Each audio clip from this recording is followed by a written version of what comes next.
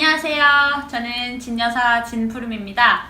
저는 지금 스페인 바르셀로나에 투어를 와 있는데요. 저와 이번에 투어를 함께 해주신 아주 훌륭한 또 스페인 재즈계의 거장이신 이그나시 테라자 씨를 모셨습니다. 여러분, 제가 몇 가지 흥미로운 질문들을 많이 할 거니까요. 계속 시청해 주시고요. 그럼 시작하겠습니다.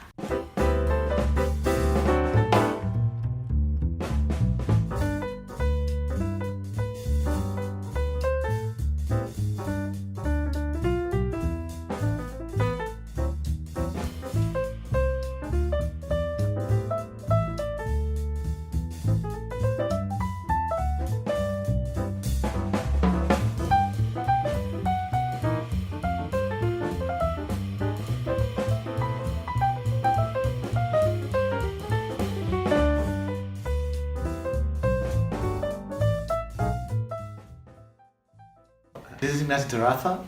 I'm from Barcelona, from Catalonia, from Spain, and I'm a jazz musician. I'm a jazz piano player. I have been developing my career as a musician, playing with different people in jazz. I have now enough recordings under my name, and have played a lot all around. And also I'm teaching in the Conservatory of Barcelona. It's Escola Superior de Música, it's MUC. Well, I started playing the piano like a game because somebody have showed me a song, Happy Birthday to You, and then in an electric organ. And when I arrived to my grandmother's house, she had a piano. She used to play the piano, and I tried to play the same song there, and I started to spend a lot of time on the piano. And then my father said, okay, you like, go and study, go to conservatory and study classic. That's cool. Okay, and I started studying classic, but at the same time I kept that feeling of trying to bring some melodies you have in mind, or something you have in your ear, and trying to play by ear more and more. And I was combining both worlds. I mean, the classical world with reading scores in Braille, which is a hard time too. Right. We have to memorize and That's true. and learn the score, and then later play.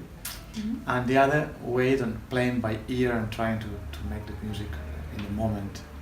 And that's how years later I started playing at 12, and then something like 15 or 16, I've listened about jazz, and I started to listen to that music, and I fell in love with this music, and I felt very comfortable with this. And then I finished my degree in classical, but after finishing the degree, I gave up the classical music, and I kept only playing jazz. There are different kinds of influences. There are some musicians that I have known, or have met, and they influenced me a lot.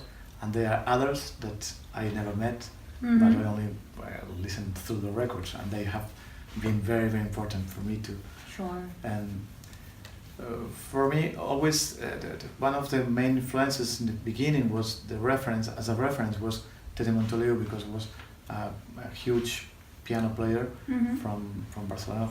He was blind also, and he was one of the main European jazz players in the 70s and 60s, 70s.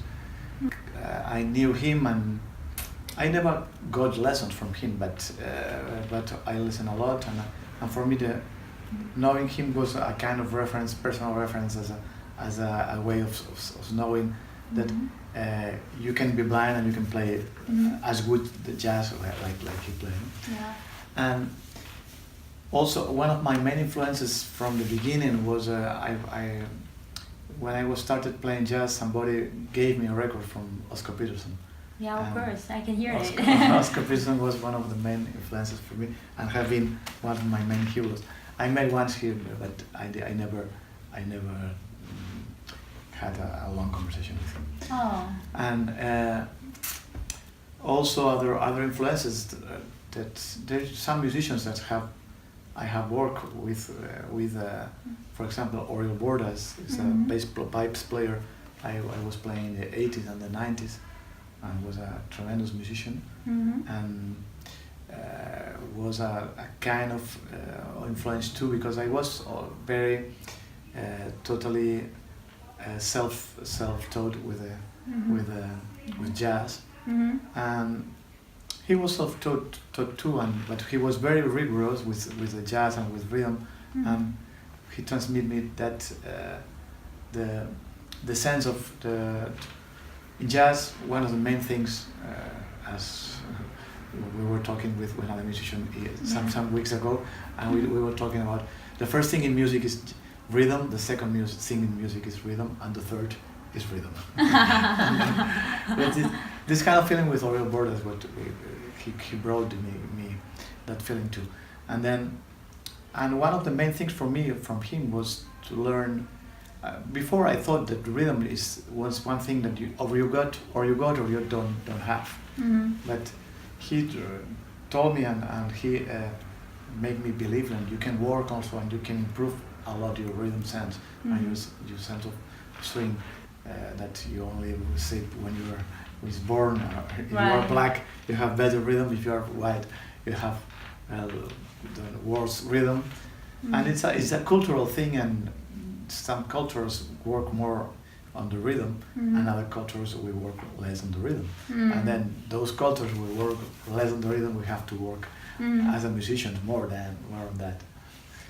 And was also one of my main influences. And then also other musicians, a lot of musicians I love very much, as Art Tatum, Boynton Kelly, Ahmad Jamal, Louis Armstrong, Duke Ellington, John Coltrane, Charlie Parker, Cannibal Adderley. Yeah. Okay. Sure. And another musicians I had the chance to play with, and Frank West was one of the persons that have made me also influenced me a lot as a person, as a huge musician. Well, Barcelona jazz scene has the tradition of being maybe the best city for jazz in Spain during years for musicians, and it was a city also where was living Tene Montoliu, as I told before. He was maybe the main musician of the Spanish jazz scene. Oh. And but time ago there was Tete Montoliu was maybe like a river in the desert. I mean, it was something very, very unusual. And now, in the last years, the scene has grown a lot, and there is schools, and there is three schools, 3 conservatories where you can get the degree in jazz.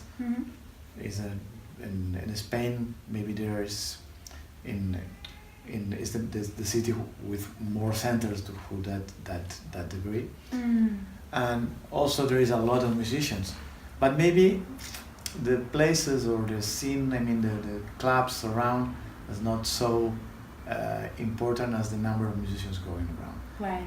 There is a main club, as you already know, Jamboree. Yes. Is a main club in Barcelona. It's programming jazz every 365 days per year. Okay. Every day you can find there. That's very cool. Music. And there is other clubs programming from not so regular, but with some performances too. And the scene is not bad, but it's not really happening a lot. And then also there is gigs are all around, and the musicians here, we move around, we play all around, going out of Barcelona and going to around Spain, and trying. The borders in Europe are real. I mean, even with the Schengen agreement, there are no borders for you can go without passport through all. Right. And we have the same money. But still, for the culture, as there is different languages, it's more difficult. It's been better than before, but I mean it's still a little difficult, more difficult to go to play to the south of France because of different language, different country. Even if it's more near than going for example to the other side of Spain, that is 1,000 kilometers. Then sometimes it's, the main scene is in Spain, the second scene is in Europe, but it's more difficult. And well, traveling all around the world is also it's difficult, but it's a possibility we have done during all these years. We met in Seoul before. Yeah. Once So, years ago. right. I have been now twice in Korea. Oh, you've been twice Yeah. already. Yeah. That's great. Last year I was in Seoul too. Yeah. And we were, the first time we came through our common friend Martin Zenker Yes, Martin. to play in a program, educational TV program.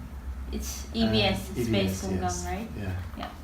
And we made a concert there, Mm-hmm. and around this we did some gigs in clubs.